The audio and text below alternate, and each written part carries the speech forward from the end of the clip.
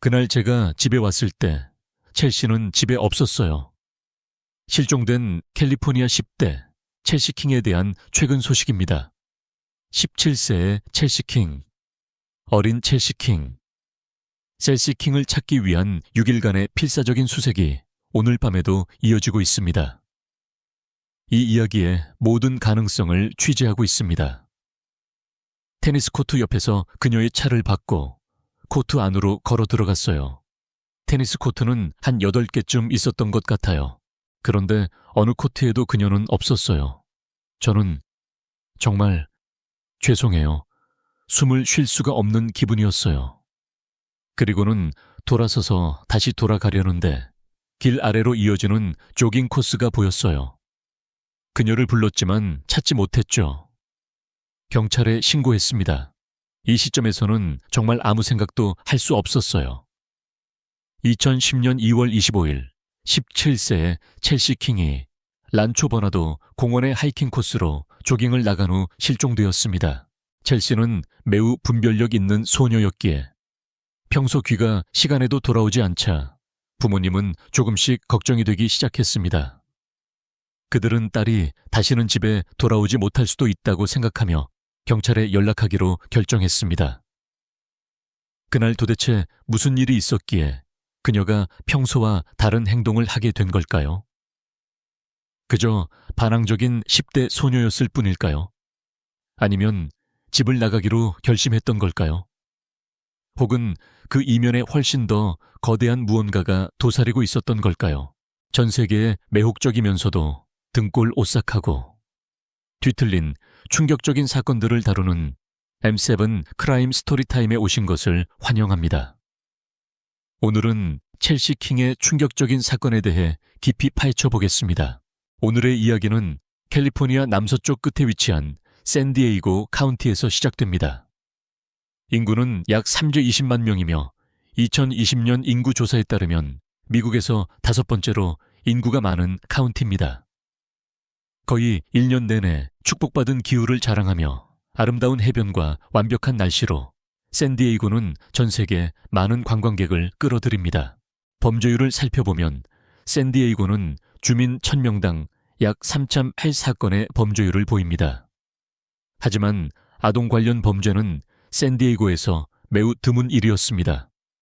안타깝게도 이 평화는 곧 깨지게 될 운명이었고 그들이 곧 듣게 될 소식은 도시 전체를 몇 년간 충격에 빠뜨리게 됩니다. 첼시킹은 1992년 7월 2일 캘리포니아 포웨이에서 태어났습니다. 그녀의 부모님인 브렌트와 켈리는 첼시 출산 후 의사가 태반을 완전히 제거하지 않아 힘든 시간을 보냈습니다. 이로 인해 켈리는 자궁이나 자궁경부 내부에 흉터 조직이 생기는 애셔만 증후군을 앓게 되었습니다. 첼시는 남동생과 매우 가까운 사이였고 가족과 함께 시간을 보내는 것을 좋아했습니다. 가족은 샌프란시스코 베이 지역으로 그 후 일리노이주 네이퍼빌로 몇 차례 이사한 끝에 2007년 캘리포니아 샌디에이고 카운티의 포웨이시에 정착했습니다. 첼시는 밝고 명랑한 성격의 우등생이었습니다. 포웨이 고등학교 학생이었던 그녀는 모든 과목에서 A를 받았고 사이에 평점을 유지했습니다. 그녀는 채식 위주의 식단을 유지했고 자연을 무척 아꼈는데 이는 그녀가 공원으로 조깅 가는 것을 좋아했던 이유를 설명해 줍니다. 사실 그녀와 친구들은 란초 버나도 커뮤니티 공원에서 환경 정화 프로젝트를 계획하고 있었고 이로 인해 그녀는 행사를 하루 앞둔 2010년 2월 25일 사전 답사를 위해 공원을 방문했습니다. 운명의 그날 첼시는 등교 전 또래 상담 약속에 참석하기 위해 평소처럼 오전 6시 15분에 집을 나섰습니다. 그녀는 보통 오후 5시에 학교에서 돌아왔지만 그날 시계가 오후 6시를 가리키자 부모님은 딸의 전화기가 꺼져 있는 것을 발견하고 걱정과 불안에 휩싸였습니다. 켈리와 브렌트는 딸의 친구들에게 전화해 그녀의 행방을 묻기로 했습니다. 우리는 첼시의 여러 친구들에게 전화를 돌리기 시작했어요. 혹시 첼시랑 같이 있니? 첼시 본 적 있어? 첼시가 무슨 계획이 있었는지 아니? 하고 물었죠. 하지만 돌아오는 대답은 모두 아니요, 못 봤어요. 같이 있지 않아요. 라는 말뿐이었어요.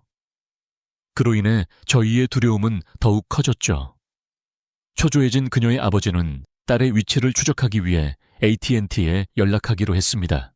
곧 그들은 그녀의 위치가 란초 버나도 공원 근처라는 것을 알게 되었고, 브렌트는 즉시 딸을 찾아 공원으로 달려갔습니다. 그는 주차장에서 딸의 차를 발견했고, 차 안에는 그녀의 지갑과 학교 옷이 놓여 있었습니다. 첼시는 달리기를 좋아했고, 때로는 몇 마일씩 달린 후에야 집에 돌아오곤 했습니다. 하지만 최근에 평소처럼 조깅을 하다가 기절한 적이 있었기에 브렌트는 더욱 불안해졌습니다. 그래서 그는 딸이 또다시 기절해서 도움을 요청할 수 없는 상황일지도 모른다고 생각하며 당국에 신고하기로 했습니다. 당국이 일부 지역 주민들과 함께 사건에 개입하기 시작하면서 그들은 거의 1년 전에 일어났던 유사 사건과의 연관성을 재빨리 찾아냈습니다. 샌디에이고 시민들은 이제 첼시 킹 사건을 매우 면밀히 지켜보고 있었습니다. 첼시가 실종되자 자원봉사자들이 첼시를 찾기 위한 수색에 힘을 보탰고, 그녀의 가족은 이에 감사했습니다. 이 모든 지지와 성원에 제 마음이 벅차오릅니다. 말로는 다 표현할 수 없어요. 그들은 그녀의 집 근처 모든 지역과 그녀가 평소에 가던 장소를 수색했습니다. 첼시는 의문스럽게 사라지기 전 몇 가지 단서를 남겼습니다. 수색 중 당국은 산책로 근처에서 첼시의 속옷과 신발을 발견했습니다. 범죄 분석가 애니 셰이퍼가 첼시의 DNA 샘플을 분석했을 때 그 DNA는 그녀의 속옷에서 발견된 혈흔과 일치했습니다. 하지만 충격적이게도 셰이퍼는 한 남성의 체액 또한 발견했습니다. 이 정보가 보고서에 등록되자 수사관들은 범죄 데이터베이스에서 일치하는 인물을 찾기 시작했습니다. 용의자들을 찾던 중 체액에서 발견된 DNA가 한 특정 남성과 일치했습니다. 이 남성은 31세의 존 가드너였는데 그는 이전 사건인 14세 앰버 듀보이스 사건과도 연관이 있었습니다. 샌디에이고 사람들은 수군거리기 시작했습니다. 사람들은 그녀가 가출했다고 생각했어요. 온라인에서 누군가를 만났다고 생각했죠. 무언가 잘못되었다는 건 마음속으로 알게 되죠. 최악은 답도 없이 찾아 헤매고 있을 때예요. 2009년 2월 13일, 에스콘디도에 사는 14세 앰버 듀보이스가 에스콘디도 고등학교로 가던 중 실종되었습니다. 앰버는 1994년 10월 25일에 태어났습니다. 그녀는 어머니 캐리와 어머니의 남자친구 데이브와 함께 살았지만 주말은 아버지 모리스, 즉 모와 함께 보냈습니다. 2009년 2월 13일은 춥고 비가 오는 아침이었습니다. 보통 앰버의 수업은 오후 2시 45분경에 끝났고 그녀는 항상 학교가 끝난 지 1시간 후에 돌아왔습니다. 하지만 2009년 2월 13일 그녀가 집에 돌아오지 않자 부모님은 놀라고 두려워했습니다. 데이브는 그녀를 학교로 데리러 갔지만 선생님은 앰버가 그날 등교하지 않았다고 말했습니다. 데이브와 캐리는 즉시 실종자 신고를 했습니다. 에스콘디도 경찰은 그녀의 집과 학교 근처를 수색했지만 앰버의 흔적을 찾을 수 없었습니다. 수사관들과 앰버의 부모는 이것이 납치 사건일지도 모른다고 생각했습니다. 캐리와 데이브는 딸을 찾기 위해 모든 것을 쏟아부었고 친구들과 가족들도 수사에게 동참했습니다. 하지만 그들 역시 앰버의 흔적을 찾을 수 없었습니다. 마침내 수사관들이 그녀의 전화기가 잠시 켜졌다고 발표했을 때 그녀의 부모는 안도의 한숨을 내쉴 수 있었습니다. 이로 인해 경찰서는 즉시 긴급 공지를 발표하며 에스콘디도의 모든 주민들에게 앰버의 행방에 관해 알고 있는 사실을 제보해 줄 것을 촉구했습니다. 실종된 위험 아동에 관한 에스콘디도 경찰국의 중요 메시지입니다. 실종 아동은 앰버 린 듀보이스입니다. 몇몇 사람들이 실종 며칠 전 앰버를 봤다는 증언을 하기 시작했습니다. 이러한 목격자들의 진술은 엠버가 납치된 것이 아니라 아마도 스스로 집을 나갔을 것이라는 그림을 그리기 시작했습니다. 하지만 캐리는 엠버가 절대 집을 나갈 아이가 아니라고 확신했지만 당국은 확신하지 못했습니다. 링컨 중학교에 수색 및 구조본부가 설치되었고 경찰관들과 자원봉사자들이 전단지를 나눠주며 단서를 찾기 위해 인근 지역을 수색했습니다. 캐리의 남자친구인 데이브는 엠버가 실종되기 전 마지막으로 그녀와 접촉한 사람이었습니다. 데이브는 8번의 거짓말 탐지기 검사를 받았고 매번 음성으로 나왔습니다. 하지만 캐리는 여전히 그를 의심했습니다.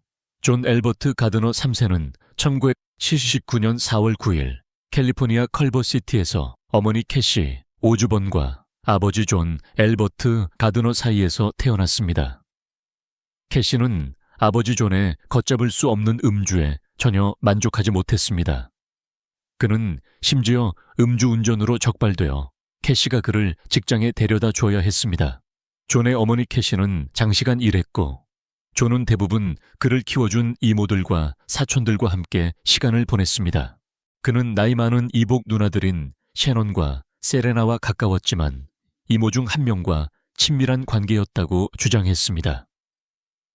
존은 태어났을 때 알레르기와 귀감염으로 인해 보채는 아이였습니다. 그는 또한 천식을 앓았고 매우 활동적인 아기이기도 했습니다.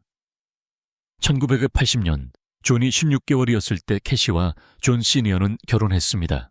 존이 자라면서 그의 행동은 점점 더 나빠지기 시작했습니다. 4살 때 그는 충동 조절에 너무나 심하게 어려움을 겪어 수업에 집중하기 위해 학교에서 약을 복용해야 했습니다. 짜증을 내는 것이 일상이 되었습니다. 4살 때부터 그는 자해에 대해 이야기하고 자기 혐오의 징후를 보였습니다. 그의 행동에 개선이 없자 캐시는 복용량을 늘렸습니다. 하지만 저녁에 약을 복용하지 못하게 되자 우울증으로 이어질 뿐이었습니다. 캐시는 1985년에 간호사가 되었고 존이 밤에 잘 잘 수 있도록 약을 주기 시작했습니다. 캐시는 존 시니어와 이혼하고 1989년 2월 존과 새 남자친구 댄과 함께 새 집으로 이사했습니다. 존은 UCLA의 입원 치료 프로그램에 입원했고 그곳에서 혼합된 정서적 특징을 가진 주의력 결핍, 과잉 행동 장애, ADHD 진단을 받았습니다. 의사는 또한 그가 어린 아이들에게 적대감을 보이는 것을 즐기며 종종 화를 참지 못한다고 말했습니다. 한 사건에서는 21살 때 13살 이웃을 폭행했고 그 범죄로 체포되었습니다. 그가 그녀를 잔인하게 폭행한 것 외에 다른 행위에도 가담했다는 혐의가 있었습니다. 그는 처음에는 모든 혐의를 부인했지만 마침내 소녀를 때린 것은 인정하면서도 다른 행위는 하지 않았다고 주장했습니다. 그는 2004년에 어린 이웃을 폭행한 혐의로 유죄 판결을 받고 5년간 복역했습니다. 그는 자신에 대한 명백한 증거가 있음에도 불구하고 시스템의 희생양이 되었다고 주장했습니다. 캐시는 법정에서 존이 그 소녀를 때린 이유는 그녀가 자기 아들을 심하게 좋아했기 때문이라고 말하며 아들에게 정신건강치료와 보호관찰을 선고해달라고 간청했습니다. 이는 법원에서 기각되었고 그는 감옥에 보내졌습니다. 이제 31세가 된 존 주니어는 상태가 악화되어 자주 자해 충동에 시달렸습니다. 2010년 2월 19일 존은 다량의 약물을 복용한 후 응급실로 실려갔고 그날 늦게 병원에서 퇴원했습니다. 2010년 2월 24일 아침 캐시와 댄은 존의 할머니를 뵙기 위해 2시간을 운전했고 25일 새벽 1시가 되어서야 돌아왔습니다. 그들이 돌아왔을 때 존은 집에 없었고 캐시의 전화도 받지 않았습니다. 그는 저녁 8시경에 집에 돌아왔는데 온몸이 흙과 땀으로 뒤덮인 채 머리 없는 뱀을 손에 들고 있었습니다. 그는 뱀이 자신을 공격하려 해서 죽였다고 캐시에게 말했습니다. 그의 코에는 뱀에 물린 자국처럼 보이지 않는 깊은 상처도 있었습니다.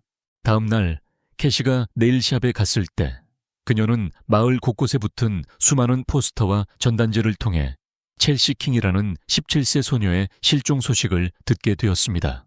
경찰이 수사를 계속하는 동안 DNA 결과는 이 범죄에 연루된 남성을 찾는 데 도움이 되었습니다.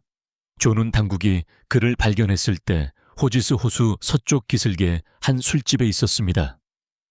그는 경찰에게 엉뚱한 사람을 잡았다며 부인했지만 수갑이 채워져 경찰서로 연행되었습니다. 당국이 그에게 첼시의 사진을 보여주자 존은 그 소녀를 모른다고 계속 애원하며 술을 몇 잔 마셔서 형사들의 질문에 제대로 답하기 어렵다고 덧붙였습니다. 그러나 형사들은 술 냄새는 났지만 그가 질문을 이해하지 못할 정도로 취해 보이지는 않는다는 것을 금방 알아차렸습니다. 그의 바지는 젖고 진흙투성이었는데 그는 술집으로 걸어오다가 넘어져서 그렇다고 경찰에 말했습니다. 존은 첼시에 대해 아는 것은 뉴스에서 본 것뿐이라고 계속 말했습니다. 하지만 신문 내내 그는 여러 차례 감정 기복을 보였습니다. 그는 2000년 체포 때처럼 또다시 거짓 고발의 희생양이 되었다고까지 선언했습니다. 하지만 이런 말들 사이에서 그는 당국이 앰버 듀보이스의 실종까지 자신에게 뒤집어 씌우려 할 것이라는 다소 이상한 말을 했습니다. 이것은 형사들에게 경각심을 주었습니다. 그들은 첼시에 대해 신문하면서 존에게 이 사건을 언급하거나 앰버의 이름을 입에 올린 적이 없었기 때문입니다. 수사관들은 존 앞에 첼시의 사진을 놓고 시신이 어디 있는지 말해달라고 요청했지만 그는 그녀에 대해 아무것도 모른다고 부인했습니다. 그러나 수사관들이 잠시 방을 나갔을 때 존은 첼시의 사진을 쳐다보며 중얼거렸습니다. 형사들은 좌절했고 증거 부족으로 존을 석방해야 했습니다. 그러던 중 1년 전 존과 비슷한 인상차게의 남성에게 다른 소녀가 공격당했다는 소식이 뉴스에 보도되었습니다. 2009년 12월 27일 22세의 캔디스 모나코는 호지스 호수 주변으로 조깅을 나갔습니다. 날씨는 쾌청했고 그녀는 오전 10시 30분경 조깅을 마쳤습니다. 그때 키가 크고 갈색 머리를 한 낯선 남자가 그녀를 향해 걸어오기 시작했습니다. 그가 충분히 가까워지자 그는 그녀를 땅바닥에 내리치고 온몸의 무게로 그녀를 짓눌렀습니다. 그녀는 그 남자가 자신을 폭행하려 한다는 것을 알았고 그래서 생존 본능으로 그녀는 그의 코를 팔꿈치로 너무 세게 쳐서 코가 부러졌을지도 모른다고 생각했습니다. 남자가 정신을 못 차리는 동안 그녀는 그 기회를 틈타 목숨을 걸고 달아났습니다. 그녀는 구비 111에 신고했고 당국은 현장으로 달려갔습니다. 그러나 코가 부러진 거구에 남성을 찾지 못하자 수색은 종결되었고 전체 사건은 폭행보다는 강도 미수 사건일 가능성이 있다고 추측했습니다. 수사관들은 용의자에 대한 새로운 정보를 얻기 위해 캔디스에게 연락했습니다. 그들이 그녀에게 존 가드너의 사진을 보냈을 때 그녀는 즉시 그를 자신의 공격범으로 알아보았습니다. 하지만 캐시는 아들의 편에 굳건히 서서 모든 혐의를 완전히 부인했습니다. 수사관들은 그녀가 아들이 저지른 범죄를 알고 있다면 자백할 것이라고 기대하며 첼시를 찾는 것이 정말 중요하다고 그녀에게 말했습니다.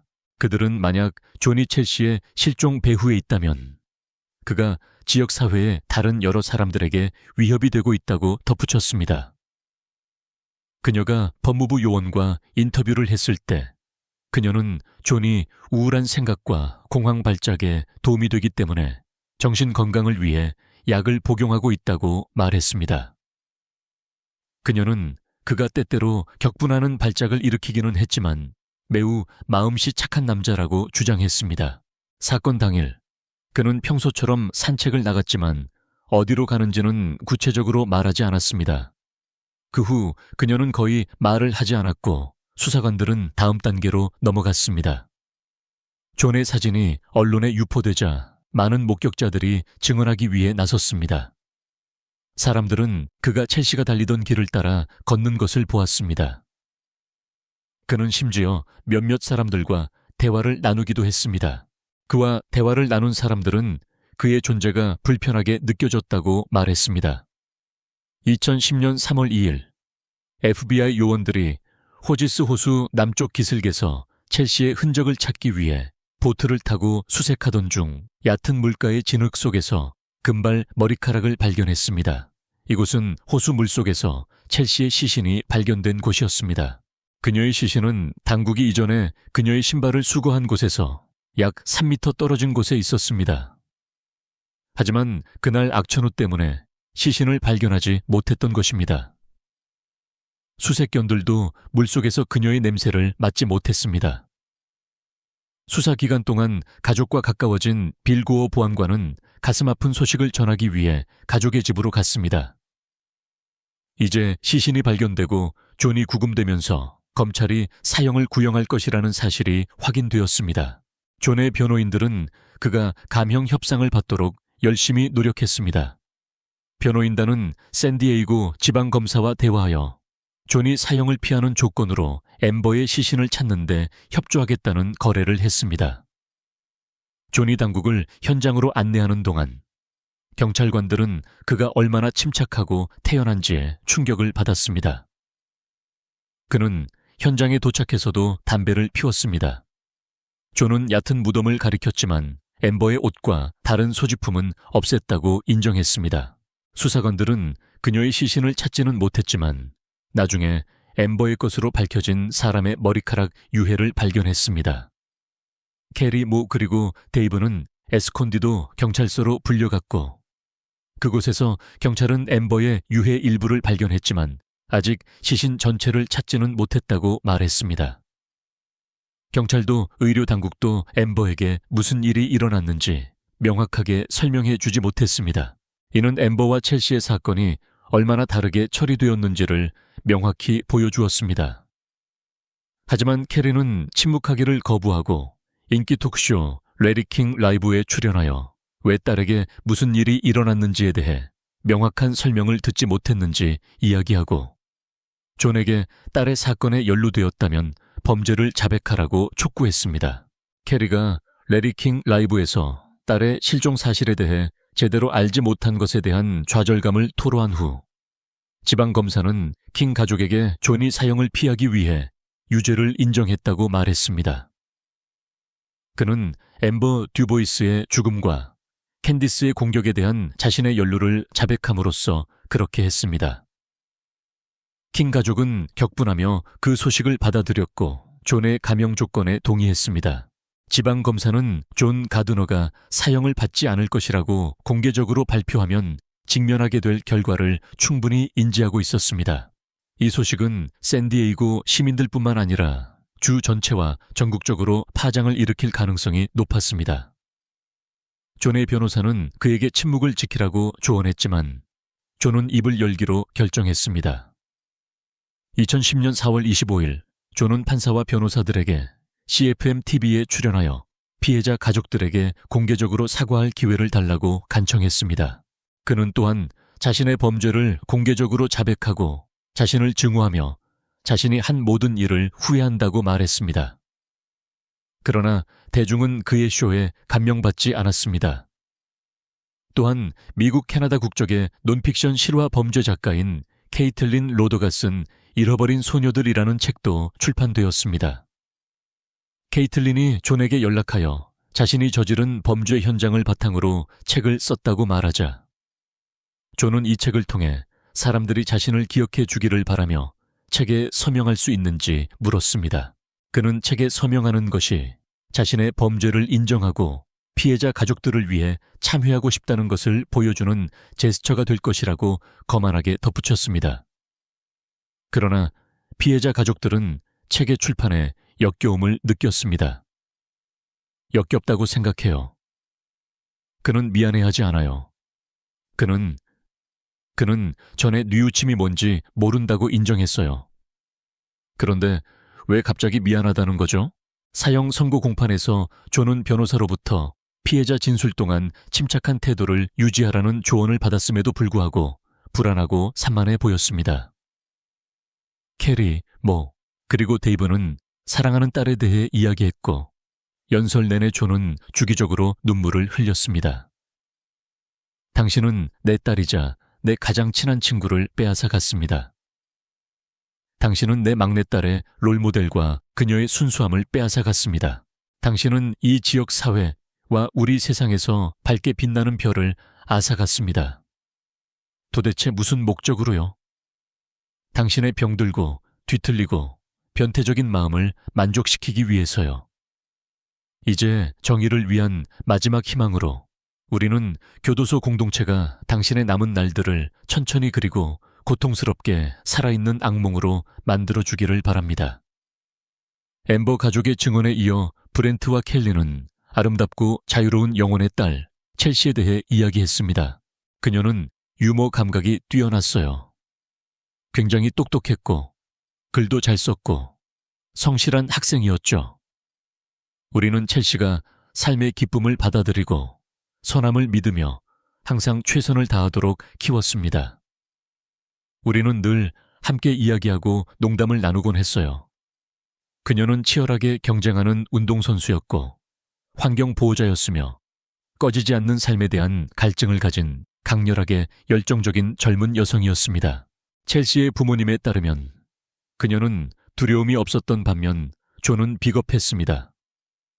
그는 자신이 무슨 짓을 하는지 알면서도 두 소녀를 잔인하게 살해해놓고 자신의 정신질환을 이용해 스스로를 희생양으로 만들었습니다. 존, 첼시 살해 혐의로 당신이 체포되었다는 소식을 들은 이후로 당신의 이름을 부를 때 나는 당신을 괴물, 소시오패스, 연쇄 살인마, 짐승이라고 불렀소. 내 생각에 당신은 그 모든 것이었소. 오늘까지는.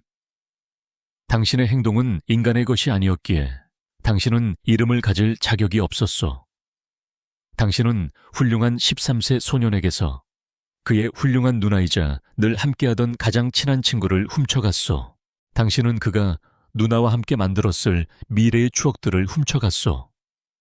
하지만 그가 이미 가진 소중한 추억들은 훔치지 못했소.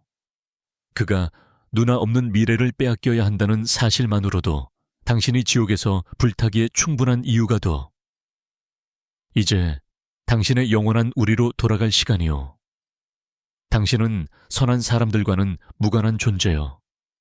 그리고 나는 언론을 포함한 이 지역 사회가 당신을 그렇게 취급해 주기를 바라오. 우리의 집단적 의식에서 당신의 이름을 영원히 지우기 위해 노력함으로써 말이오. 이건 말 그대로의 의미요. 당신은 지옥에나 떨어지시오. 그리고 나는 매일 밤 신께서 당신에게 자비를 베풀지 않기를 기도하오. 내내 존은 바닥을 응시하며 마치 후회와 죄책감을 보이려는 듯 한두 번 눈물을 흘렸습니다. 그러나 캔디스가 진술하러 나왔을 때 법정은 진짜 존의 모습을 보게 되었습니다.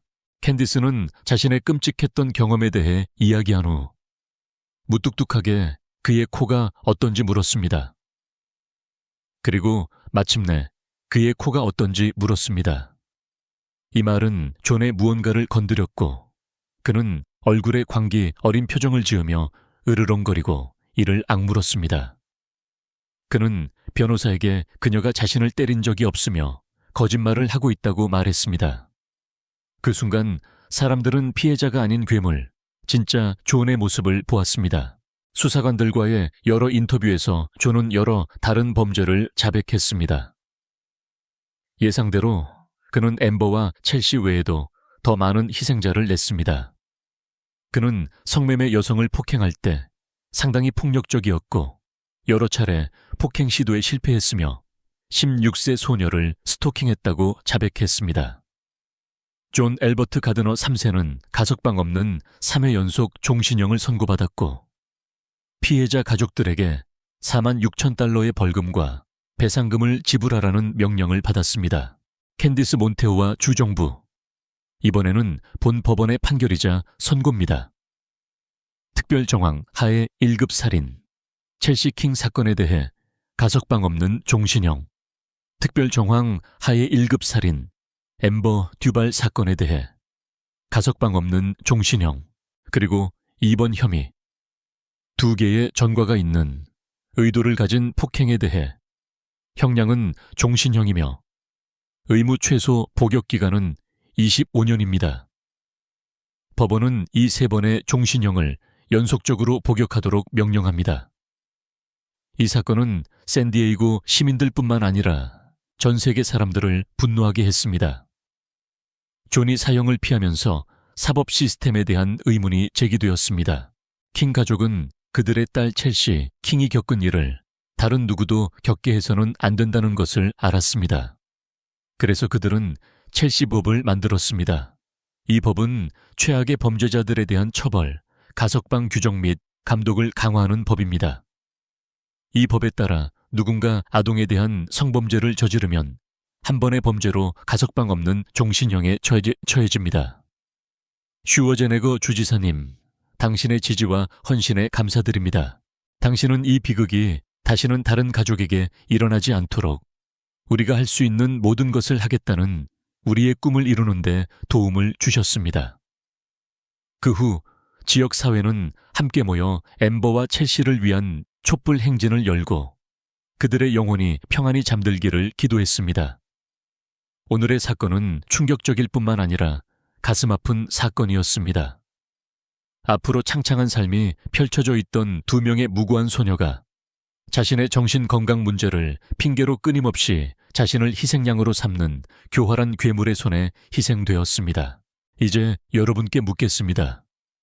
여러분은 존 가드너가 정말로 정신질환의 희생자였다고 생각하시나요?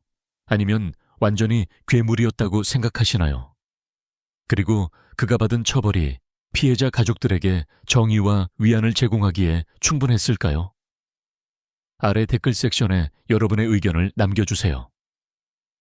그리고 오늘 영상이 흥미로우셨다면 저희 채널을 구독하고 좋아요 버튼을 누르며 영상을 공유해주세요.